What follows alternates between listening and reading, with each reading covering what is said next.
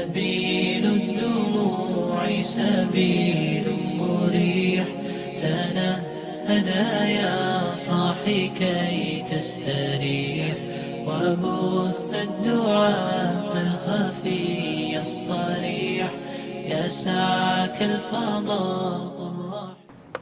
بسم الله الرحمن الرحيم. Assalamualaikum warahmatullahi wabarakatuh. Alhamdulillahi rabbil alamin. Wabihi nasta'inu ala umuri dunya wad din. Wassalatu wassalamu ala asyrafil anbiya'i wal mursalin wa ala alihi wa ashabihi ajma'in. Amma ba'du, fasubhanaka ya rabbana la ilma lana illa ma 'allamtana innaka antal alimul hakim. Allahumma arhamna bil Qur'anil azim waj'alhu lana imaman wa nuran wa hudan wa rahmah. Allahumma dhakkirna minhu ma nasina wa 'allimna minhu ma jahilna warzuqna tilawatahu ana al-laili wa atrafan nahar 'ala al-wajhi alladhi yurdika 'anna. Allahumma ij'alil Qur'ana hujjatan lana la hujjatan 'alaina ya rabbal alamin. Allahumma ij'alil Qur'ana rabi'a qulubina wa nura sudurina wa jalaa'a ahzanina wa dhahaba humumina wa ghumumina birahmatika ya arhamar rahimin. Allahumma ja'alna min ahli al-Qur'ani alladhina hum ahluka wa khassatuka ya rabbal alamin. Allahumma hdina bihidayatil Qur'an. Allahumma akrimna bikaramatil Qur'an. Allahumma zayyinna bizinatil Qur'an. Allahumma adkhilna al-jannata bisyafa'atil Qur'an. Allahumma arham jami'a ummati Muhammadin sallallahu alaihi wasallam bihurmatil Qur'an birahmatika ya arhamar rahimin walhamdulillahi rabbil alamin. Hadirin bapak-bapak dan ibu-ibu jemaah salat tarawih Masjid Babus Salam yang saya hormati, dan insyaallah kita semua selalu mendapatkan rahmat, taufik dan hidayah dari Allah Subhanahu wa taala. Dengan memanjatkan syukur kepada Allah Subhanahu wa taala yang tiada henti-hentinya, marilah kita semua meningkatkan ketakwaan kita kepada Allah dalam arti yang sesungguh-sungguhnya. Malam ini kita sudah memasuki malam yang ke-13 daripada bulan suci Ramadan. Artinya kita sudah menjalani puasa Ramadan selama 12 hari yang lampau. Kita berdoa kepada Allah Subhanahu wa taala, semoga siam dan qiyam kita dan berbagai jenis amal ibadah, amal-amal saleh yang kita lakukan di bulan suci yang mulia dan penuh barakah ini semuanya akan diterima oleh Allah Subhanahu wa taala dengan sebaik-baiknya. Amin ya rabbal alamin. Hadirin yang berbahagia, bulan Ramadan ini adalah bulan yang merupakan anugerah daripada Allah Subhanahu wa taala khususnya bagi kita orang-orang yang beriman. Banyak para ulama yang mengatakan bahwa Ramadan ini adalah bulan hibah atau bulan anugerah yang diberikan oleh Allah kepada umat Islam. Allah Maha tahu bahwa umur umat Muhammad itu begitu pendek, antara asar dengan maghrib, atau antara 60 tahun dan 70 tahun saja, dan sedikit sekali yang melampaui angka ini. Ada sebuah hadis dari Abu Hurairah radhiyallahu anhu, anna Rasulullah sallallahu alaihi wasallam qala aqallu ummati alladina yablughuna sab'in. Abu Hurairah meriwayatkan bahwa Rasulullah bersabda, sedikit sekali dari umatku yang usianya mencapai 70 tahun. Hadis riwayat Imam At-Tabarani dalam kitab Al-Kabir dan dihasankan oleh Syekh Albani di dalam kitabnya Sahihul Jami'. Kemudian ada hadis lain dari Nabi kita Muhammad sallallahu alaihi wasallam dari Abu Hurairah lagi, anna Rasulullah sallallahu alaihi wasallam qala a'maru ummati ma baina sittina ila sab'in wa aqalluhum man yajuzu dzalika. Artinya umur umatku, kata Rasulullah, itu berkisar antara 60 sampai 70 tahun. Namun sedikit sekali yang melampaui usia ini. Hadis riwayat Imam Tirmidzi dan Imam Abu Ya'la dari Anas bin Malik dalam kitab Sahihul Jami'. Ada hadis lain lagi yang menyebutkan di mana Nabi mengatakan qala Rasulullah sallallahu alaihi wasallam innama ajalukum fima khala minal umam kama baina salatil asri ila magharibis syamsi. Rasulullah bersabda, hanya ajal kalian dibandingkan umat-umat yang terdahulu tidak lebih dari jarak antara salat asar dengan terbenamnya matahari. Hadis yang diriwayatkan oleh Imam Bukhari dalam kitab sahihnya. Ada seorang ulama dari Saudi Arabia sudah meninggal dunia dan beliau pernah mengajar kita waktu kita masih kuliah di Madinah University. Nama beliau adalah Syekh Ibnu Baz. Beliau lahir tahun 1912 dan meninggal tahun 1999. Beliau mengatakan, annal mu'min kullama zada fil umri zada fil amalis salih. Seyogianya orang yang beriman itu tatkala bertambah umurnya, maka diharapkan akan bertambah pula amal-amal salehnya. Umat Rasulullah sallallahu alaihi wasallam adalah umat akhir zaman yang tutup usianya begitu cepat dan kebanyakan mati mendadak. Umat Rasulullah menghadapi banyak fitnah, banyak bala, musibah dan malapetaka sehingga butuh amal andalan seperti Lailatul Qadar sebelum orang itu dijemput ajalnya oleh Allah Subhanahu wa taala.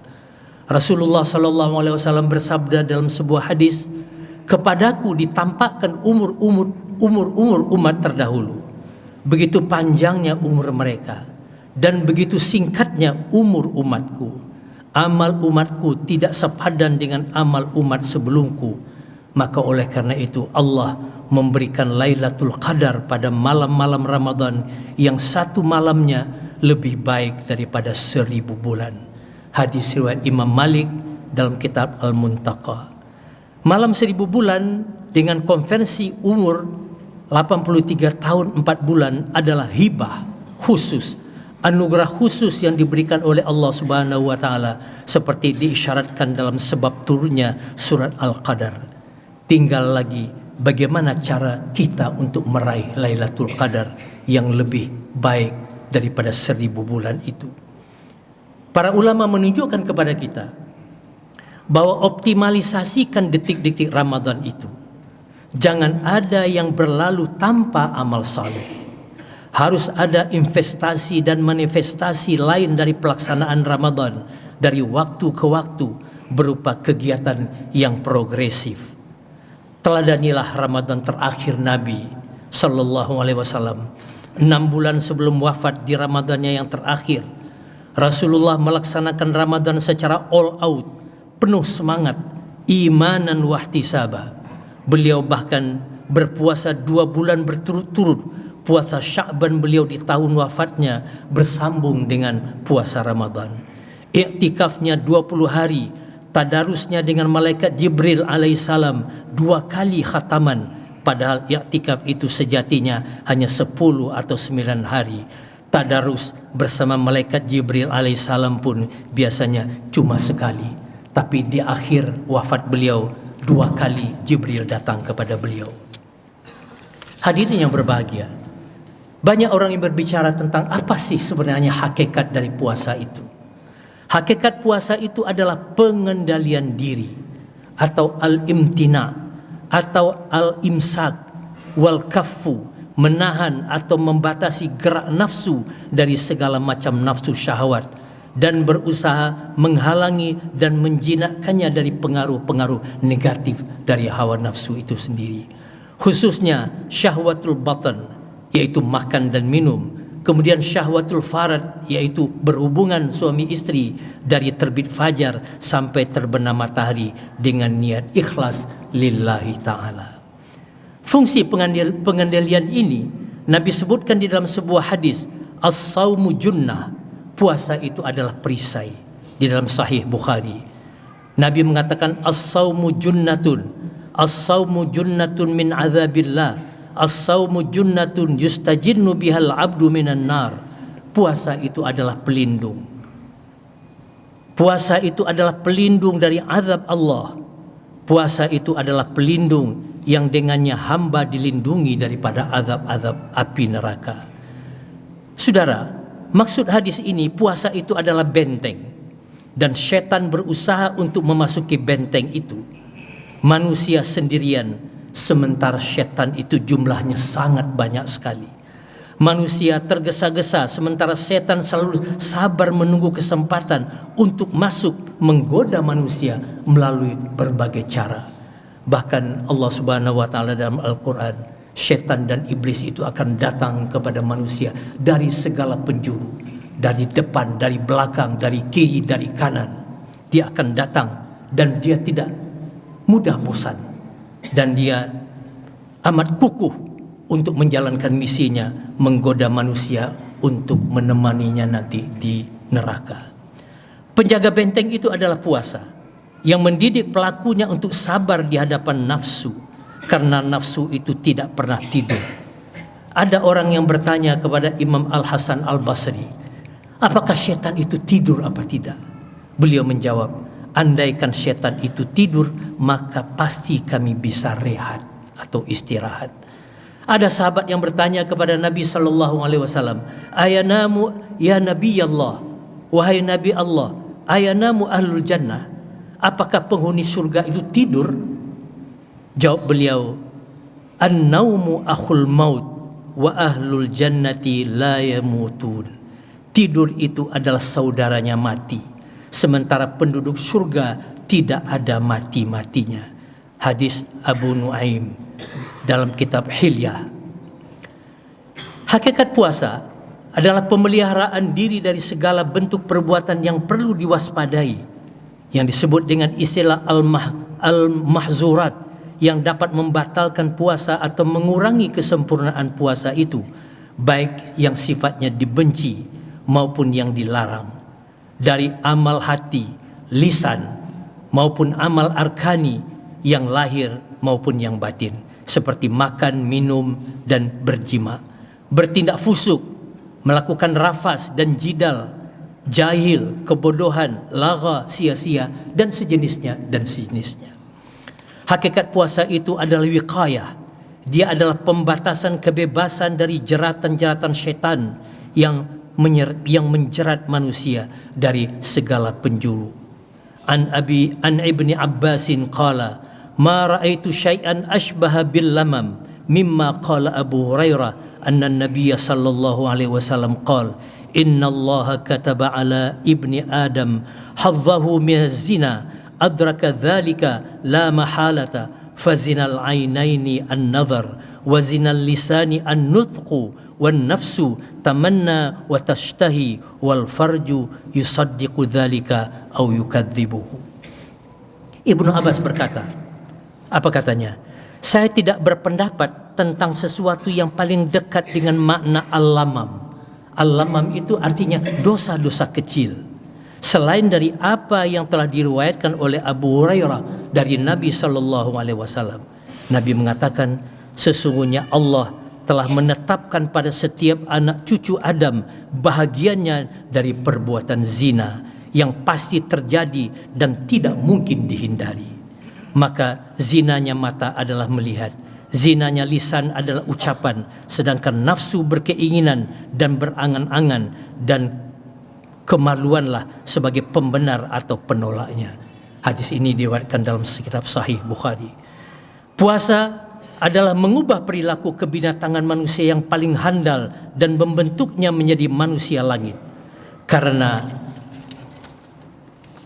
puasa itu pekerjaannya adalah pekerjaan yang tersembunyi, pekerjaan yang hanya merupakan rahasia antara seseorang yang berpuasa itu dengan Tuhannya. Jadi puasa itu sebetulnya hakikatnya adalah penjinakan nafsu, sehingga pelakunya bisa menyerupai malaikat al-muqarrabin, yaitu dalam bahasa Ibnul Qayyim al-Jauziyah.